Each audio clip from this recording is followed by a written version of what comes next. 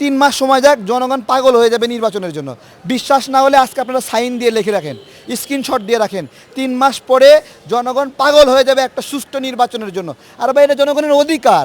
জনগণ এই অধিকারের জন্যই হাসিনার পতন করছে। হাসিনা মূল ক্রাইমটাই ছিল এই ভোটের অধিকার। সুযোগ পায় নাই, ১২ কোটি টাকার ত্রাণ তছরূপ করার চেষ্টা করছে না তো। বিএনপি জামাত খারাপ, তারা এই 2 দিনের হাত পাইয়া মানে ও ঘুষ খায় না। কেন খায় না? ও ঘুষ পায় না। সচিবদেরকে নিয়োগ দেওয়া, ডিসিদেরকে নিয়োগ দেওয়া, চেক বের হয়েছে না? এটা কে করছে? এটা কি বিএনপি জামাতের লোকেরা করছে? বলেন, তারা করছে নাকি যারা এখন ক্ষমতায় আছে তারা করতেছে? কত বড় সাহস! 56 জন ডিসিকে আওয়ামী লীগের পক্ষ থেকে নিয়োগ দিছে। তাহলে এরা কেমন প্রশাসন করতে যাচ্ছে?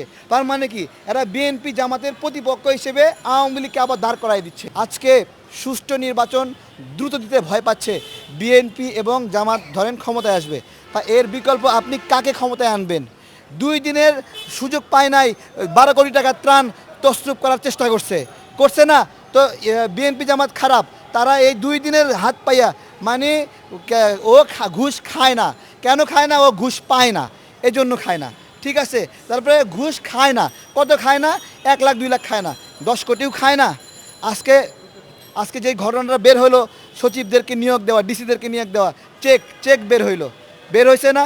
এটা কে করছে? এটা কি বিএনপি জামাতের লোকেরা করছে? বলেন, তারা করছে নাকি যারা এখন ক্ষমতায় আছে তারা করতেছে? কত বড় সাহস! 56 জন ডিসিকে আওয়ামী লীগের পক্ষ থেকে নিয়োগ দিছে। তাহলে এরা কেমন প্রশাসন করতে যাচ্ছে?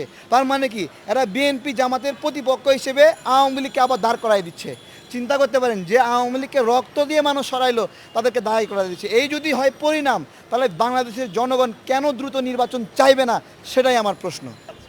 আমি আপনাকে বলছি, সেটাই তো বললাম যে জনগণের মনে নির্বাচন নিয়ে সন্দেহ তৈরি করলে এই সরকার ধীরে ধীরে সমর্থন হারাবে। এটা একটা বাস্তবতা। জনগণের মনে কি সন্দেহ তৈরি করতেছে? দীর্ঘদিন ক্ষমতায় থাকার একটা প্রবণতা দেখা যাচ্ছে এবং তারা বিভিন্ন লুটপাটে জড়িত হচ্ছে। তারা সচিব আমলার পদগুলো বিক্রি করছে, ত্রাণ তছরূপ করছে। তখন জনগণ থেকে তারা হলো এই দুশ্চিন্তাগুলো তৈরি হচ্ছে। তারা আর সাপোর্ট দিচ্ছে না, তাদের ইচ্ছা করতেছে না পিছনে গিয়ে বাড়াইতে, সমর্থন দিতে ইচ্ছা করছে না। আস্তে আস্তে এটা বাড়বে। আপনি দেখেন 3 মাস সময় যাক, জনগণ পাগল হয়ে যাবে নির্বাচনের জন্য। বিশ্বাস না হলে আজকে আপনারা সাইন দিয়ে লিখে রাখেন, স্ক্রিনশট দিয়ে রাখেন। 3 মাস পরে জনগণ পাগল হয়ে যাবে একটা সুষ্ঠু নির্বাচনের জন্য। আর ভাই, এটা জনগণের অধিকার। জনগণ এই অধিকারের জন্যই হাসিনার পতন করছে। হাসিনা মূল ক্রাইমটাই ছিল এই ভোটের অধিকার। এইখান থেকে জনগণ, হাসিনা তো এই আন্দোলনে প্রথমে থেকে পৃষ্ঠপোষকতা করছে, ছাত্রলীগ নেতাদেরকে ঢুকাই দিয়েছে এই আন্দোলনের ভিতরে এবং তারা এই আন্দোলন বন্ধ করার জন্য ঘোষণাও দিয়েছিল। এগুলো আমরা ভুলে যাই, আবার তারা সমন্বয়ক হয়ে দেশ চালাবে।